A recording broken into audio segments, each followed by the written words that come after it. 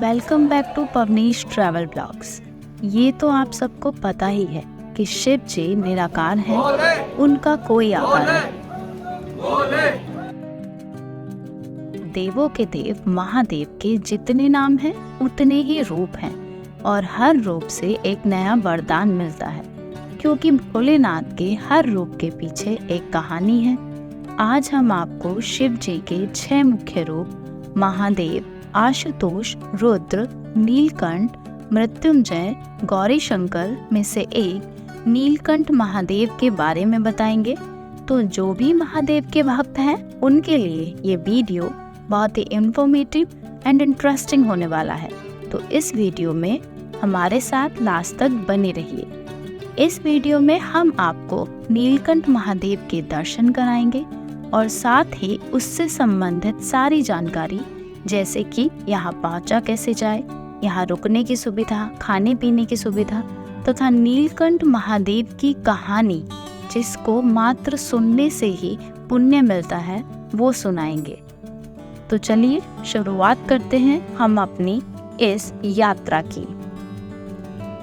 पौड़ी गढ़वाल जिले के मणिकूट पर्वत पर स्थित मधुमती और पंकजा नदी के संगम पर स्थित है नीलकंठ महादेव मंदिर। तो सबसे पहले बात करते हैं कि यहाँ पहुँचा कैसे जाए।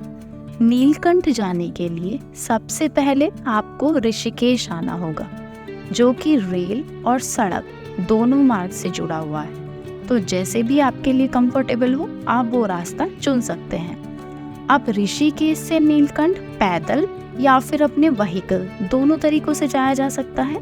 अगर आप अपने व्हीकल से जाना चाहते हैं तो उसके लिए भी 3 सड़क मार्ग हैं।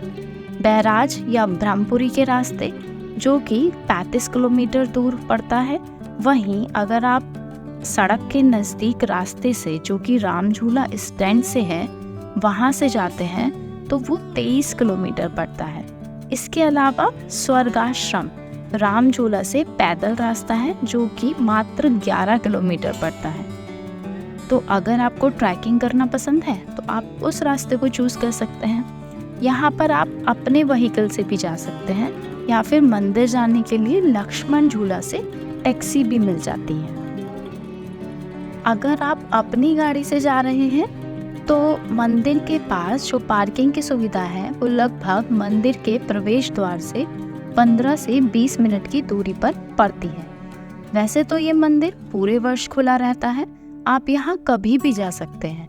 पर अगर आप अपनी यात्रा को खास बनाना चाहते हैं तो आप शिवरात्रि के त्योहार के दौरान या फिर सावन में इस मंदिर की यात्रा कर सकते हैं और आंखों को आनंद देने वाले उत्सव का हिस्सा बन सकते हैं, जो आपको मंत्र मुग्ध कर देगा।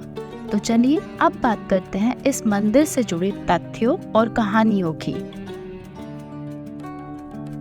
इस मंदिर को लेकर पौराणिक कथा ये है कि समुद्र मंथन से निकली चीजें देवताओं और असुरों में बंटती गईं, लेकिन तभी हलाहल विष निकला।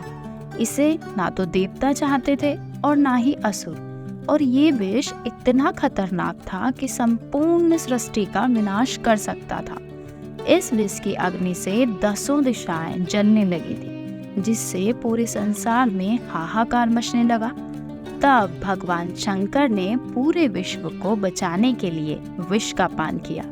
जब भगवान शंकर विष का पान कर रहे थे तब माता पार्वती ने उनके गले पर हाथ रखा, जिससे कि ना तो वो विष शरीर के अंदर गया और ना ही बाहर निकला, और शिव जी का गला नीला पड़ गया और फिर महादेव नीलकंठ कहलाए। लेकिन विष की गर्मी से बेचैन भगवान शिव शीतलता की खोज में हिमालय की तरफ बढ़ गए और वे मणिकूट पर्वत पर पंकजा और मधुमती नदी की शीतलता को देखते हुए नदियों के संगम पर एक वृक्ष के नीचे बैठ गए, जहां वे समाधि में पूरी तरह लीन हो गए और वर्षों तक समाधि में ही रहे, जिससे माता पार्वती चिंतित हो गई और वो भी वहीं पर्वत पर शिव जी का इंतजार करने लगी। देवी देवताओं की प्रार्थना करने के बाद शिव जी ने आंखें खोली और कैलाश पर्वत पर जाने से पहले इस जगह को नीलकंठ महादेव का नाम दिया।